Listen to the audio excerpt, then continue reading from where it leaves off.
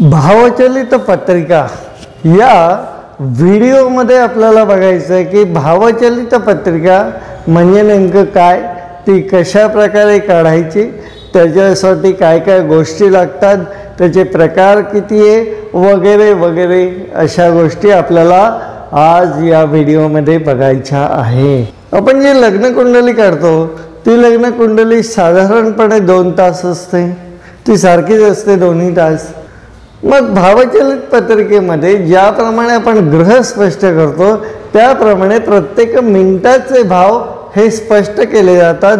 त्यामुळे ही पत्रिका अजून जास्त चांगली असं आपण म्हणू शकतो। अनेक प्रश्नांची उत्तरं जी आपल्याला लग्न कुंडलीत मिळत नाही ती भावचलित कुंडलीमध्ये मिळताना दिसतात। म्हणजे लग्न कुंडलीत दिसताना एखादा ग्रह लग्न स्थानात असतो, परंतु भावचलित कुंडलीत तो व्ययात जातो आणि 12व्या घराची फळं तो ग्रह देताना आपल्याला दिसतो। तर हे महत्त्व आहे भावचलित कुंडलीचं। याच्यासाठी ज्योतिष सांगत असताना भावचलित कुंडली ही मांडलीच पाहिजे। आता भावचलित कुंडली जर आपण पाहिली तर ती 2 प्रकारची असते। भावचलित पत्रिका ही 2 प्रकारची असते। पहिला जो तिचा प्रकार आहे त्या पहिल्या प्रकाराला भावारंभ पद्धत असं म्हटलं जातं। भावारंभ पद्धत म्हणजे काय, तर ज्या ठिकाणी भावाची सुरुवात होते त्या ठिकाणी भाव लिहिणं याला भावारंभ पद्धत असं म्हटलं जातं। आणि भावमध्य पद्धत की मध्यामध्ये प्रत्येक भावाचा आरंभ वेगळा लिहायचा, मध्य वेगळा लिहायचा, असे भाग ज्यामध्ये केले जातात त्याला आपण भाव मध्य पद्धत असं थोडक्यात आणि साध्या शब्दामध्ये आपण या 2 पत्रिकांचं विवेचन करू शकतो। किंवा 2 पत्रिकांना आपण साध्या सोप्या शब्दात अशा प्रकारे म्हणू शकतो ज्याला आपण भावचलित पत्रिका म्हणतो। आता भावचलित पत्रिका मांडण्याचे 2 प्रकार आपण पाहिले। ती भावचलित पत्रिका मांडण्यासाठी आपल्याला काही टेबल्स आवश्यक असतात। मग काही जण लाहिरी वापरतात, काही जण सोबती वापरतात, काही जण टेबल ऑफ हाऊसेस वापरतात, काही जण दाते पंचांगांचं सुलभ लग्न साधन नावाचं पुस्तक वापरतात किंवा असे अनेक पुस्तकं आहे, 7-8 पुस्तकं त्यासाठी उपलब्ध आहेत। ती पुस्तकं वापरून त्यानंतर ती भावचलित पत्रिका मांडली जाते। आज मी ही भावचलित पत्रिका शिकवणार आहे। ती पत्रिका जी आहे ती भावारंभ पद्धतीची आहे आणि याच्यासाठी मी जे पुस्तक वापरणार आहे ते पुस्तक आहे ज्योतिष सोबती। हे तुम्हाला कुठेही मिळून जाईल। हे ज्योतिष सोबती नावाचं पुस्तक, याच्यातून मी भावचलित पत्रिका कशी मांडायची ते आता दाखवणार आहे। मग भावचलित पत्रिका कशी मांडायची, त्याच्यासाठी काय काय लागतं या स्टेप तर आपण समजून घेऊ, पण त्या कशा समजायच्या तर डायरेक्ट सोडवताना आपण एक एक गोष्टीचं विवेचन त्या ठिकाणी करूया, एक एक गोष्ट आपण त्याच्यामध्ये समजावून घेऊया। तर सुरू करूया आपण भावचलित पत्रिका। नमस्कार, आपल्याला ज्योतिष शिकायचं आहे। आपल्याला ज्योतिषशास्त्राची आवड असो किंवा आपल्याला प्रोफेशनल ज्योतिषी व्हायचं असो, त्यासाठी वेदभूषण ज्योतिष प्रतिष्ठानचे ऑनलाईन आणि ऑफलाईन ज्योतिष वर्ग सुरू आहेत। यामध्ये पहिला कोर्स हा ज्योतिष प्रबोध, दुसरा फलारेश वर्ग म्हणजे ज्योतिष विशारद आणि तिसरा ज्योतिष प्रवीण असे कोर्सेस उपलब्ध आहे। हे कोर्सेस केल्यानंतर आपल्याला उत्तम प्रकारे पत्रिका बघता येते, आपल्याला ज्योतिष मार्गदर्शन करता येतं। अधिक माहितीसाठी 99 22 33 49 22 या क्रमांकावर संपर्क करा। धन्यवाद। तर भावचलित पत्रिका काढण्यासाठी आपण जी तारीख घेतली आहे ती 20 जानेवारी 2020 घेतलेली आहे। जन्मवेळ जी घेतलेली आहे ती सकाळी 10 वाजताची घेतलेली आहे। आपण यापूर्वी जे व्हिडिओ बनवले ज्याच्यामध्ये आपण ग्रह स्पष्ट केले त्या दिवशी सुद्धा आपण हीच तारीख घेतलेली आहे। हीच तारीख आपण इथे घेतोय। आपण इथे जन्म ठिकाण महत्त्वाचं आहे। भावचलित पत्रिका काढताना ती नेमकी कोणत्या गावामध्ये काढलेली आहे, कुठल्या गावासाठी काढलेली आहे ते महत्त्वाचं आहे। आणि त्यासाठी आपण जे जन्म ठिकाण घेतो आहे ते नाशिक घेतो आहे। मी या ठिकाणी नाशिकमध्ये जन्म झाल्यावरती कशा प्रकारे भावचलित पत्रिका मांडायची ते दाखवतो आहे। याच्यावरनं इतर गावांमध्ये काय परिणाम होतो तो सुद्धा कशा प्रकारे काढायचं ते सुद्धा मी पुढे सांगेनच। मग नाशिक हे गाव आपल्याला मिळाल्यावर सर्वात पहिली गोष्ट आपल्याला करायची आहे ती म्हणजे भावचलित पत्रिकेसाठी आपण जे पुस्तक वापरतोय ते ज्योतिष सोबती। या सोबतीमध्ये सुरुवातीच्या काही पानांमध्ये वेगवेगळे भारतातली जी गावं आहे ती गावं दिलेली आहे, महत्त्वाची शहरं दिली आहे। त्यामध्ये आपल्याला नाशिक शोधायचं आहे। त्या गावांच्या पुढे 3 कॉलम आहेत। पहिला जो कॉलम आहे तो अक्षांशाचा आहे, दुसरा जो कॉलम आहे तो रेखांशाचा आहे आणि तिसरा जो कॉलम आहे तो रेखांतराचा आहे। बघ आपण जे काय अक्षांश आहेत, जे काय रेखांश आहे आणि जे काय रेखांतर आहे ते या ठिकाणी पहिले लिहून घेऊया। मग यामध्ये मी नाशिक गाव शोधतो आहे। माझ्याकडे जी आवृत्ती आहे त्याच्या पान नंबर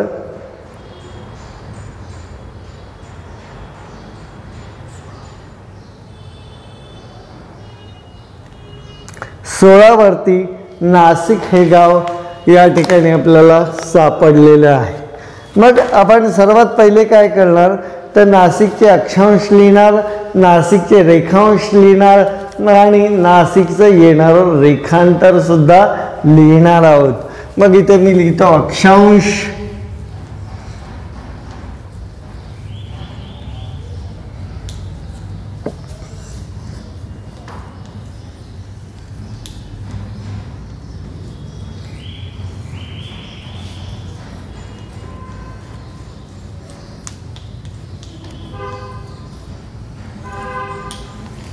अक्षांश, रेखांश आणि रेखांतर लिहायचे। बघा नाशिकचे जे अक्षांश आहे ते 2000 उत्तर असे आहे। नाशिकचे जे रेखांश आहे ते 2000 आहे।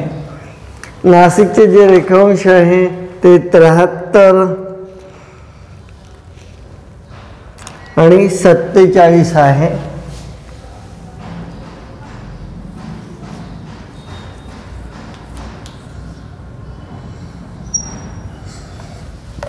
आणि नाशिकचं जे रेखांतर आहे ते 34 मिनिटं आणि 52 सेकंद असं त्या ठिकाणी आहे।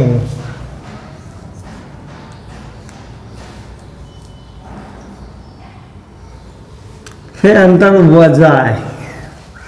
बघा लक्षात घ्या, मी लिहिले अक्षांश 2000, मी लिहिले रेखांश 73, 47 आणि त्याच्या पुढे मी रेखांतर लिहिलंय 34 मिनिटं आणि 52 सेकंद। यातून घेतलं मी ते आणि ते वजा आहे। ते काय आहे? वजा आहे। इथे 3 कॉलम दिलेत, अक्षांशाचं दिलंय, रेखांशाचं दिलंय आणि रेखांतराचं दिलं। आपल्याला चौथा कॉलम काढायचा आहे। चौथा कॉलम आपल्याला तयार करून घ्यायचा आहे।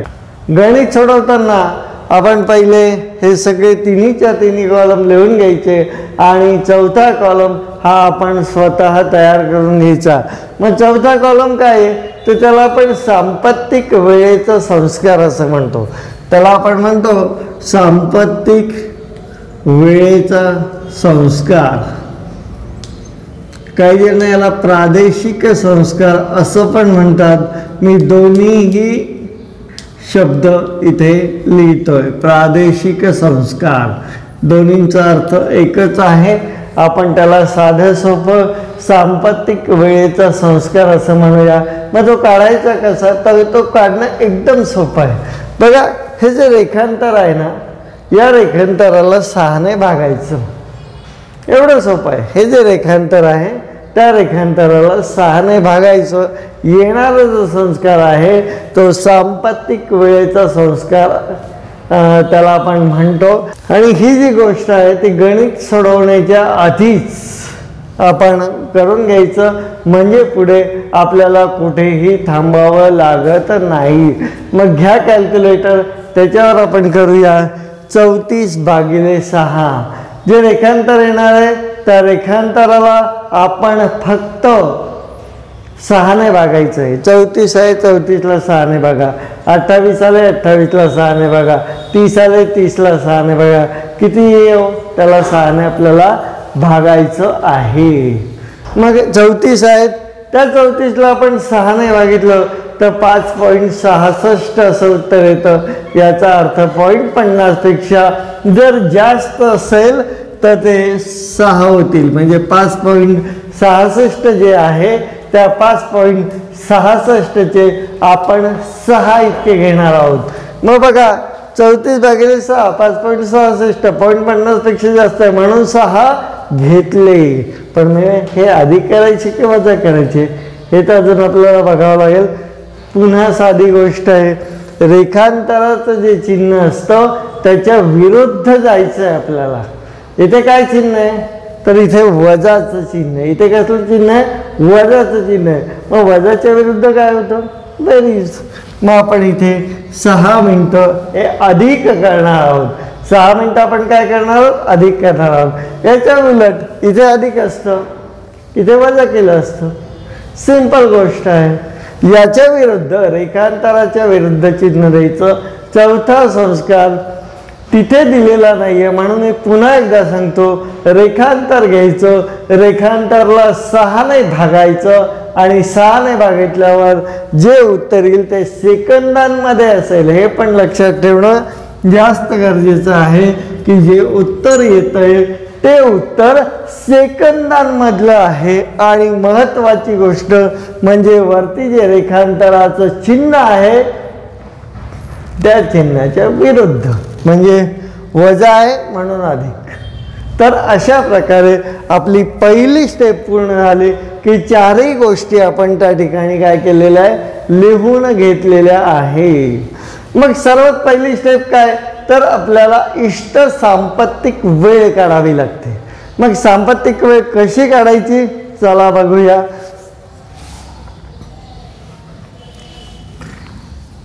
सांपत्तिक वेळेचे 2 भाग असतात. पहिल्या भागाला आपण अ म्हणतो आणि दुसऱ्या भागाला ब म्हणतो. तुम्ही त्याला ए किंवा बी असंही म्हणू शकतात. तर आपण अ आणि ब असं या ठिकाणी म्हणणार आहोत. मग ते कसं काढायचं तर त्याच्यासाठी काही टेबल्स आपल्याला यूज करावे लागतात. बघा या पुस्तकामध्ये जर आपण पाहिलं तर पुढे बरेचसे टेबल आहे. पान नंबर 30 जर आपण काढलं तर या पान नंबर 30 वरती आपल्याला इथे टेबल दिसेल. मी तुम्हाला दाखवतो किंवा तुम्ही त्या पुस्तकामध्ये बघून घ्या. इथे सर्वात पहिलं जे टेबल आहे ते पहिलं टेबल आपल्याला वापरायचं आहे ते म्हणजे जन्मतारखेच्या सांपत्तिक वेळेचं वापरायचं आहे. बघा या ठिकाणचं हे जे टेबल आहे याचा मी थोडक्यात परिचय करून देतो की या ठिकाणी लिहिलं आहे की 82-30 अंशावरचं जे रेखांश आहे तिथली ही सांपत्तिक वेळ आहे. कधीची आहे तर रात्री 12ची म्हणजे 00 असतानाची सांपत्तिक वेळ या ठिकाणी दिलेली आहे. मग या टेबलमध्ये संपूर्ण वर्षाची सांपत्तिक वेळ दिलेली आहे. संपूर्ण वर्षाची म्हणून इकडे महिने दिलेले आहे. जानेवारी, फेब्रुवारी, मार्च, एप्रिल, डिसेंबरपर्यंत आणि या तारखा दिल्या आहे 1 पासून 31 पर्यंत. ज्या महिन्यात 31 तारीख आहे तिकडे 31ला काही दिसेल, ज्यात 30 आहे ते 31 तारीख आपल्याला इथे रिकामी दिसणार आहे. मग अशा प्रकारे हे टेबल आहे. आपली तारीख बघूया आणि त्या तारखेची सांपत्तिक वेळ आपण इथून घेणार आहोत. बघूया आपली तारीख. पहिले आपण फळ्यावर लिहूया. तारीख जी आहे 26 जानेवारी मी इथे लिहितोय.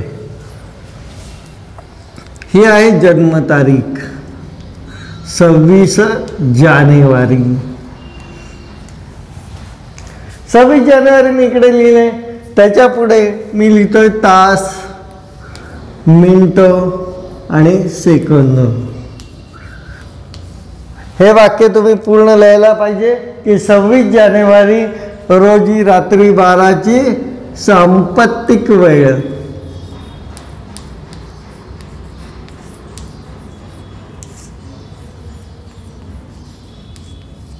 26 जानेवारीचे सांपत्तिक वेळ मी पुस्तकामध्ये बघतोय आणि मग तुम्हाला सांगतो की इथे 26 जानेवारीसाठी किती येत आहेत. बघा इथे दिलेली आहे 26 जानेवारी दिसेल आपल्याला 8, 18, 24 असं इथे दिसतंय आपल्याला. 26 जानेवारीला 8 तास 18 मिनिटं आणि 24 सेकंद अशी सांपत्तिक वेळ आहे.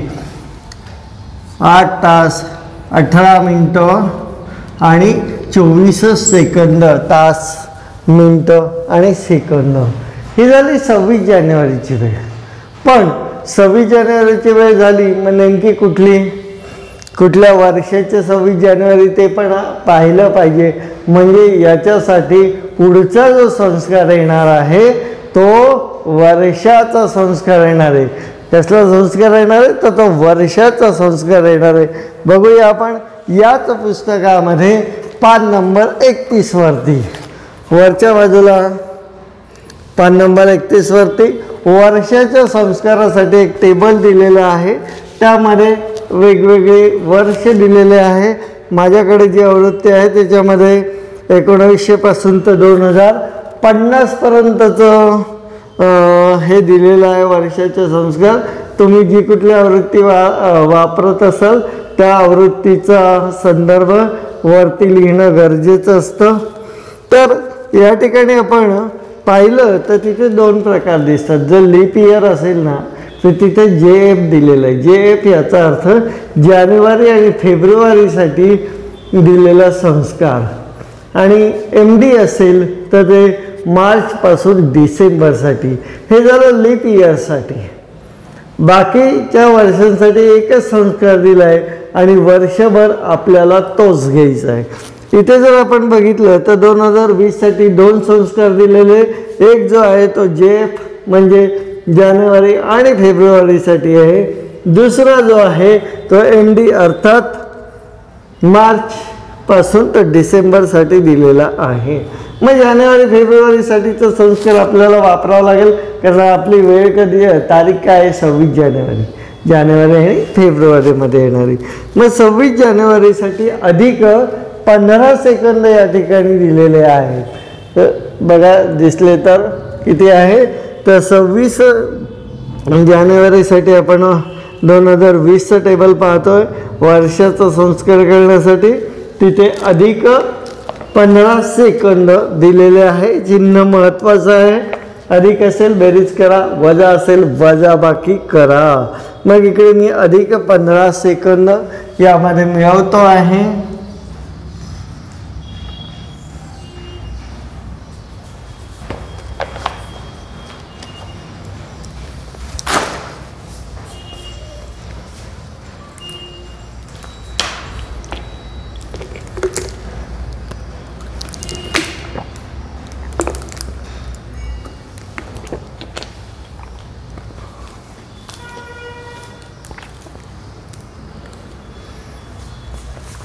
अधिक 15 सेकंद म्हणतोय. याला काय म्हणणार आपण? याला वर्षाचा संस्कार म्हणणार.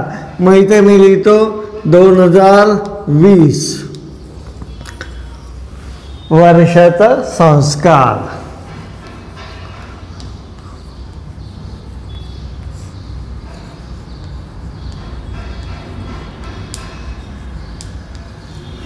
संस्कार बेरीज चिन्ह आहे म्हणून बेरीज करायची. बघा सिंपल 5 आणि 4 9, 2 आणि 1 3 म्हणजे किती झाले 39 झाले. त्याच्यानंतर 18 जे आहे ते 18 या ठिकाणी आणि उरलेले 8 हे जसेच्या तसे. म्हणजे पहिली गोष्ट झाली की ही जी वेळ आली आहे, ही जी सांपत्तिक वेळ आलेली आहे ही 26 जानेवारी 2020ची आली आहे. ती 8, 18 आणि 39 इतकी आलेली आहे. इथे काही लिहायची तसं गरज नाही आहे. याच्यानंतर पुढची गोष्ट येते की ही जी वेळ आहे ना, तुम्ही टेबल्स जर पाहिले तर त्याच्यावरती लिहिलेलं आहे 82-30 वरची आहे. बरोबर आहे. ही नाशिकची नाही आहे. तर तिला नाशिकमध्ये आणायचं आहे. नाशिकसाठी तिच्यावरती काहीतरी संस्कार करणं गरजेचं आहे. तो संस्कार काय आहे तर त्याला आपण सांपत्तिक वेळेचा संस्कार म्हणतो, जो मगाशी 6 सेकंद आपण काढून घेतला आहे. म्हणजे ही झाली 82-30 वरची वेळ. 6 मिळवल्यानंतर जी वेळ येईल ती नासिकची सांपत्तिक वेळ असणार आहे. तर ती आपण इथे लिहून घेऊ. अधिक 6 मिळवायची आहे. तुमची जी गावं असतील त्या गावाची ती मिळवायची. तर बघूया. अधिक 6 मिळवले. इथे आले 45, इथे आले 18 आणि इथे आले 8. 8 आले, 18 आले आणि 39 आले. याला आपण काय म्हणणार, तर याला सांपत्तिक वेळेचा संस्कार. मी नुसतं 6/6 लिहितोय, तुम्ही पूर्ण शब्द लिहिले तर चांगलं होईल. तर सांपत्तिक वेळेचा संस्कार लिहिलेला आहे, तिथे केला आहे. 6 मिळवले. 39 मध्ये 6 मिळवल्यावरती 45 येतात. 18 मध्ये काहीच मिळवायचं नाही, 18 तसेच. आणि 8 मध्ये 8 तसेच. आणि हे जे उत्तर आलं ना, याला आपण अ म्हणतो. काय म्हणतो? अ म्हणतो याला. पुन्हा एकदा सांगतो की टेबल्समधून आपण 26 जानेवारीची सांपत्तिक वेळ घेतली, जी आहे 8, 18, 24. हे टेबल्स कुठे येतं? पान नंबर 30 वर आहे, सोबतीमध्ये. दुसरी गोष्ट ही झाली तारखेची घेतली, नंतर त्याच्यावर वर्षाचा संस्कार केला. पान नंबर 31. त्याच्याच बाजूला आपल्याला 15 सेकंद हा 2020 या वर्षासाठी वर्षाचा संस्कार दिला आहे, तो इथे बेरीज करायची आहे. आणि 24 आणि 15, 39 असे आपण म्हणू शकतो. पुढचे 18 तसेच, 8ही तसेच. त्याच्यानंतर आपण जो मगाशी चौथा कॉलम घेतला होता अधिक 6 सेकंद सांपत्तिक वेळेचा, तो आपण या ठिकाणी मिळवला. आणि एकूण जे काही एकूण जे काय अ आलेलं आहे ते अ आहे 8, 18, 45. हा झाला अ भाग. आता दुसरा भाग काढायचा आहे, ज्याला आपण ब भाग असं म्हणतो. चला ब भाग काढूया. व्हिडिओ लाईक करा, आपलं महाजन पंचांग हे चॅनल सबस्क्राईब करा आणि ही माहिती जास्तीत जास्त लोकांपर्यंत पोचावी त्यासाठी व्हिडिओ शेअर करा. चला तर ब भाग आपण या ठिकाणी सुरुवात करतो आहे. आता सांपत्तिक वेळेचा जो संस्कार आहे, प्रादेशिक संस्कार आहे, हे साहित्य घेऊन ठेवले मी. त्याच्यामुळे याचं काम या ठिकाणी झालं आहे, म्हणून मी माझ्यासाठी ही जागा रिकामी करण्यासाठी हे आता पुसून घेतो.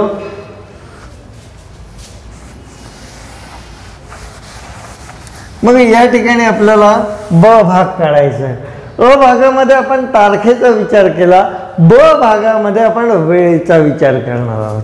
वेळ जी प्रमाण वेळ ज्याला आपण स्टँडर्ड टाईम असं म्हणतो. आपल्याला जे 10 दिले ना ते घड्याळातले 10 आहे. घड्याळातली वेळ म्हणजे प्रमाण वेळ. जी 82-30 वरची जी वेळ आहे त्या 82-30 वरच्या वेळेला आपण प्रमाण वेळ असं म्हणत असतो. मग प्रमाण वेळ जी आहे ते आपण पाहणार. ही प्रमाण वेळ 82-30 वरची आहे. याचा अर्थ ही नाशिकची नाही आहे. नाशिकच्या वेळेला स्थानिक वेळ म्हणतात. नाशिकच्या वेळेला किंवा ज्या गावचा जन्म आहे त्या गावची वेळ आपल्याला काढायची असेल तर त्याला आपण स्थानिक वेळ म्हणतो. आणि ही जी स्थानिक वेळ आहे ती काढण्यासाठी जो संस्कार वापरला जातो ते म्हणजे रेखांतर संस्कार. कुठला वापरला जातो? तर रेखांतर संस्कार. रेखांतर म्हणजे काय? तर थोडक्यात म्हणजे रेखांतर 2 रेखांशाचं मधलं अंतर आहे, जे मिनिट आणि सेकंदामध्ये आपल्याला बघायला मिळतं. या ठिकाणी 82-30 पासून नाशिकच्या 73-47 पर्यंत जे अंतर येतं ते अंतर येतं 34 मिनिटं आणि 52 सेकंद. त्याचा वापर करून आता आपण स्थानिक वेळ करणार आहोत. मग पहिली वेळ आपल्याला मिळाली आहे ती स्टँडर्ड टाईममध्ये आहे, तिचा वापर करायचा. मग इथे मी जन्मवेळ लिहिणार. जन्मवेळ कंसामध्ये स्टँडर्ड टाईम ST लिहिलेला आहे. प्रमाण वेळ ज्याला आपण म्हणतो ती सुद्धा तास, मिनिटं आणि सेकंदामध्ये असणार आहे। आपल्याला जनरली ही वेळ तास मिनिटातच मिळते, पण सेकंद आपल्या पुढच्या गोष्टीसाठी उपयोगी येतात, म्हणून आपण फॉर्मॅट हा तास मिनिटं आणि सेकंद असाच ठेवायचा आहे। तर 3452चं काय करायचं ते आपण बघूया की जन्म वेळ दिली ती आपण इथे लिहितो, जी स्टँडर्ड टाईम आहे, जी प्रमाण वेळ आहे ती सकाळी 10 वाजताची आहे, म्हणजे इथे 10च लिहावे लागतील। ही जर दुपारी 1ची असती तर 13 लिहिले असते, 2ची असती तर 14 लिहिले असते, याप्रमाणे पुढच्या तुम्ही विचार करू शकता। मग 10ची वेळ आहे, याच्यावरती रेखांतर संस्कार केला की आपल्याला मिळणारी वेळ जी असणार आहे ती स्थानिक वेळ असणार आहे, ते आपण करूया। रेखांतर संस्कार आहे 34 मिनिटं आणि 52 सेकंद, जे आहे ते किती आहे तर 34 मिनिटं आहे आणि 52 सेकंद आहे।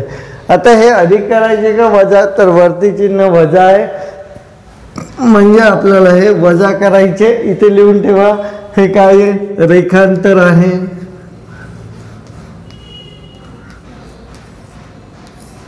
नुसते आकडे लिहिण्यापेक्षा त्याची नावं लिहिली म्हणजे आपल्यालाही नंतर कळतं आपण हे काय केलं होतं। तर आपण 3452 या ठिकाणी वजा करणार आहोत।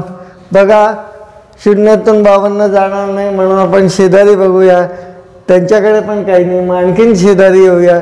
इकडनं 1 तास घेतला, मग 1 तास घेतला, त्यांच्याकडे 60 झाले, यांच्याकडे 60 झाले, मग आपण पुन्हा यांच्याकडे गेलो, किती आले 60 आहे, मग त्यांच्याकडनं 1 मिनिटं घेतला, बरोबर आहे, 1 मिनिटं घेतला, म्हणजे तासातनं 1 तास काढला, त्याचे 60 मिनिटं झाले। मिनिटातनं परत 1 मिनिटं बाजूला काढला, इकडे घेतला, म्हणजे इकडे आले 60 सेकंद। मी हे जरा वर लिहितो, हे तास, हे मिनिटं आणि हे सेकंद। या ठिकाणी 60 सेकंद आले, 60 मधून 52 जातील का, तर एकदम सहज जातील, ज्याचं उत्तर येतं 8 सेकंद। आता इथे 60 होते, 60 मधला एक तिकडे गेला, म्हणजे इकडे झाले 59। 59 मधनं 34 जातील का, जातील, कसे जातील, तर बघा 9तनं 4 गेले, खाली उरले 5, 5तनं 3 गेले, खाली उरले 2, डायरेक्ट 59 मधनं 34 जातील का असं विचार करायची गरज नाहीये। एवढं सोप्या पद्धतीनेही आपण जाऊ शकतो। 9तनं 4 गेले 5, 5तनं 3 गेले 2, 25 उत्तर आलं। आणि इकडे जे 10 होते ना, त्यांनी 1 देऊन टाकला, मग त्यांच्याकडे 9च राहिले, मग ते 9 इथे घेतलेले आहे। म्हणजे आपला जो स्थानिक वेळ आली, जी नाशिकची वेळ आली, ती आली 9 तास 25 मिनिटं 8 सेकंद, म्हणजे 9 वाजून 25 मिनिटं आणि 8 सेकंद अशी वेळ या ठिकाणी आलेली आहे। मग याच्यावर काय करायचं, त्याच्यावर तास मिनिटाचा संस्कार करायचा। एक लक्षात ठेवा, तास मिनिटाचा जो संस्कार आहे ना, तो कायम अधिक असतो। तास मिनिटाचा जो संस्कार आहे तो कायम काय असतो, अधिक असतो, म्हणून मी अधिक चिन्ह हे आधीच लिहून टाकलं। मग तो कसा काढायचा बघा, सोबतीचं जो पान नंबर 30 आपण पाहिलं तर त्याच्यावर तासांसाठी दिलेलं आहे। या ठिकाणी जिथे आपण वरती वेळा घेतला ना, त्याच्याच खाली लिहिलेलं आहे। बघा बरं, 9 तास इथे आले, तास किती आहेत 90। मग या 9 तासांसाठी किती आहे, तर 1 मिनिट आणि 29 सेकंद दिलेले आहे। 9 तासांसाठी किती दिले, 1 मिनिट आणि 29 सेकंद दिलेले आहे।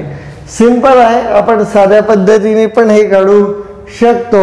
कसं, तर एका तासाला 10 सेकंद, एका तासाला 10 सेकंद, 9 तास आहे 90 सेकंद, म्हणजे 1 मिनिट 30 सेकंद होतात। यांनी खूपच बारीक कॅल्क्युलेशन केल्यामुळे 1 सेकंदाचा फरक पडलाय। ते जरी आपण 31 घेतले तरी फार काही फरक पडणार नाहीये, पण आहे आपल्याकडे उपलब्ध सोबती, त्याच्यामध्ये 1:29 दिले, तर आपण इथे 1:29 एवढेच घेऊया। हे झाले 9 तासांसाठी।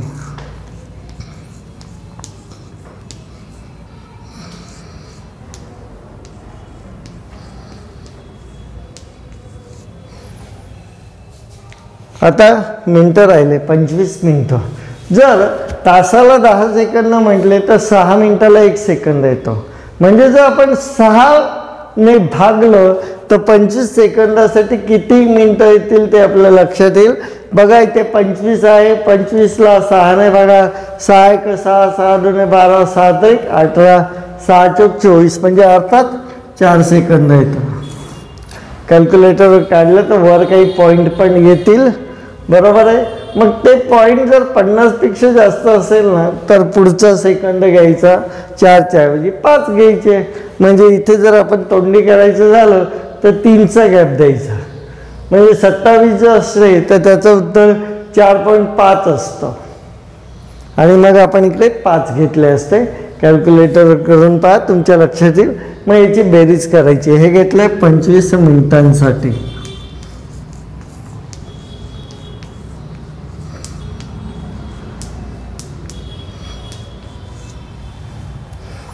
याची बेरीज करायची आहे.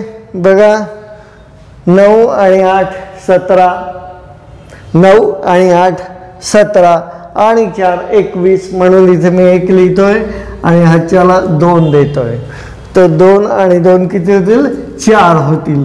म्हणजे हे जर आपण पाहिलं तर किती होतील? 41 इथे आपल्याला येताना दिसतील. हे सेकंद आहे. 25 आणि 1 26 आणि 9 तसेच. हे जे काय आलंय याला आपण ब म्हणणार. हे जे काय आलंय याला आपण ब म्हणणार. पुन्हा एकदा सांगतो, जसं हे पुन्हा सांगितलं तसं हे पण सांगतो. जन्मवेळ स्टँडर्ड टाईममध्ये घेतली, त्याच्यातनं रेखांतर वजा केलं आणि 9 तास होते म्हणून 9 तासांसाठी सोबतीमध्ये पान नंबर 30वर असलेला संस्कार घेतला. इथे 25 मिनटं आहे म्हणून 25ला 6ने भागलं. 6 लक्षात ठेवा, वर पण आपण 6ने भागलो होतं, इथेही आपण 6ने भागतो आहे. 25ला 6ने भागितलं, उत्तर आलं 4. तर इथे 4 घेतले, सगळ्यांची बेरीज केली आणि जे काय उत्तर आलं त्याला आपण ब भाग असं म्हटलं. आता अ आणि ब यांचं काय करायचं तर यांची बेरीज करायची. म्हणजे आपल्याला मिळते इष्ट सांपत्तिक वेळ. अ आणि ब यांची बेरीज केल्यावर आपल्याला मिळेल इष्ट सांपत्तिक वेळ आणि ती वेळेनुसार मग आपण पुढे भाव काढणार आहोत आणि मग त्यानंतर निघेल ती भावचलित कुंडली. चला तर मग अ आणि ब ची बेरीज करूया. चला अ ची बेरीज करूया आपण. अ आणि ब ची वरती पाहिजे तर आपण इथे स्टेप पण लिहून घेऊ. अ अधिक ब. अ अधिक ब लिहिलं. इकडे मी अ लिहिले आहे. अ आहे 8 तास 18 मिनिटं 8 18 आणि सेकंद आहे ते 45. अ आहे 8 18 45 आणि मग घेऊया ब. ब किती आहे बघा बरं. अ इथे होता, मी तो पुसला, आता लिहिलेला आहे. इकडे ब आहे. ब 9 26 41 आहे. 9 26 41. दोघांची बेरीज करतोय आपण. इथे बेरीजचं चिन्ह दिलंय.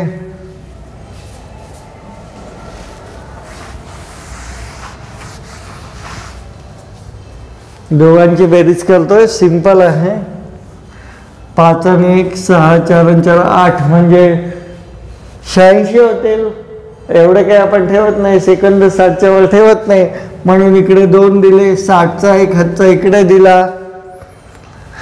6 आणि 1 7 7 आणि 8 15 15शी 5 पुन्हा 1 हातचा आला. 2 आणि 2 4 इकडे आले 45 आणि 9 आणि 8 किती येतील तर 17 येतील. म्हणजे इष्ट सांपत्तिक वेळ जी आपल्याला भावचलित पत्रिका काढण्यासाठी लागणार आहे ती इष्ट सांपत्तिक वेळ आलेली आहे. ती म्हणजे 17 45 26. इथे मी पूर्ण लिहितो इष्ट सांपत्तिक वेळ.